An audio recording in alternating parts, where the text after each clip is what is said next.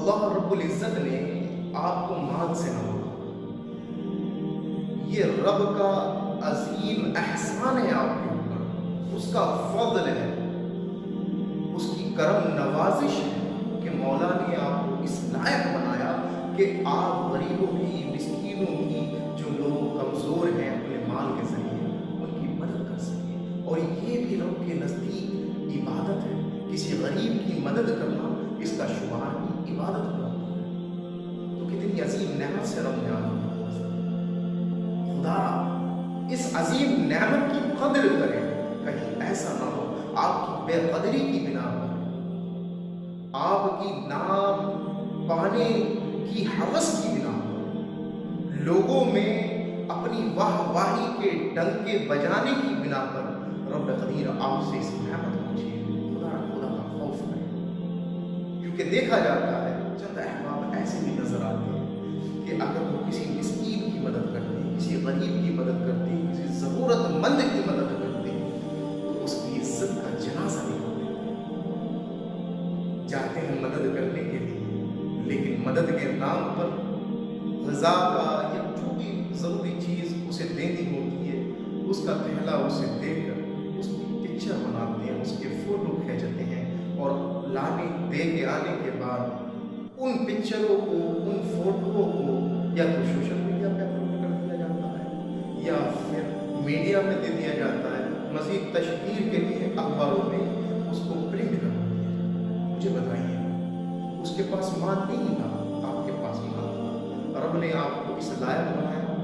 کہ آپ اپنے مال میں سے اس کو دیں تاکہ آپ کو نہیں کیا کریں۔ وہ تو بیچارہ باعزت تھا، اس کے پاس اگر کچھ تھا تو صرف اس کی عزت تھی، لیکن آپ نے اپنے اس فعل سے، اپنے اس قبیح طریقے کی بنا پر اس بیچارے کی عزت کو دنیا والوں کی نظر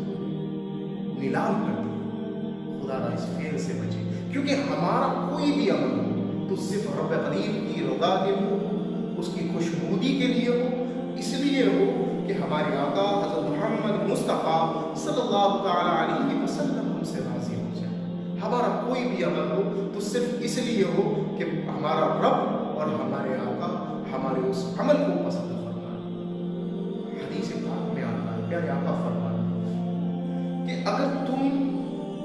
اپنے دائیں ہاتھ سے کسی کی مدد کرو تو تمہارے بائیں ہاتھ کو خبر نہ ہو۔ یہاں تو آقا نے فرما دیا دائیں سے بائیں کو خبر نہ ہو، اور ہمارا معاملہ تو یہ ہے، ہم تو پوری دنیا میں اس کا ہی رہے ہیں۔ خدا را اس حدیث سے سبق حاصل کریں اور اس حدیث کے مطابق لوگوں کے اندر اپنے مال کو تقسیم کریں، ضرورت مندوں کو ان کا حق ادا کریں، تو انشاءاللہ تعالی آپ دنیا میں بھی مولا تعالیٰ جو ہے آپ کو سرفراز فرمائے گا، اور رب قدیر آپ کی آخرت بھی اچھی فرمائے۔ حدیث کا مفہوم ہے، آقا نے فرمایا صلی اللہ علیہ وسلم کہ جو لوگوں کی مدد کرتا ہے رب قدیر اس کی مدد فرمائے۔ اگر آپ چاہتے ہیں مولا آپ کی مدد فرمائے، آپ کو نوازے، تو آپ شیطان کے مکر و فریب سے بچیں،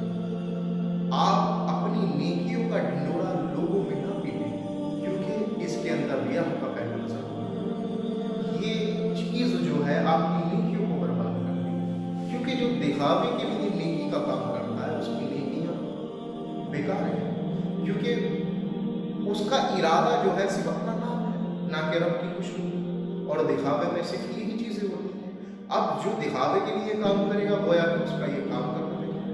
کیونکہ رب تو اس سے راضی نہیں ہوگا، کیونکہ وہ اپنے اس عمل کو صرف دکھاوے کی بنا پر کرتا۔ اگر وہ رب کی خوشنودی کے لیے اس عمل کو کرتا تو اس کے عمل میں دکھاوا ہوتا۔ مولا کی بارگاہ میں دعا ہے، رب قدیر ہمیں وہ کام کرنے کی توفیق عطا فرمائے جس سے وہ اور اس کا حبیب راضی ہو، اور ہمیں صحیح معنوں میں پکا مسلمان بنائے، لوگوں کی مدد کرنے کی توفیق عطا فرمائے، دکھاوے جیسی ذلیل بیماری سے ہماری حفاظت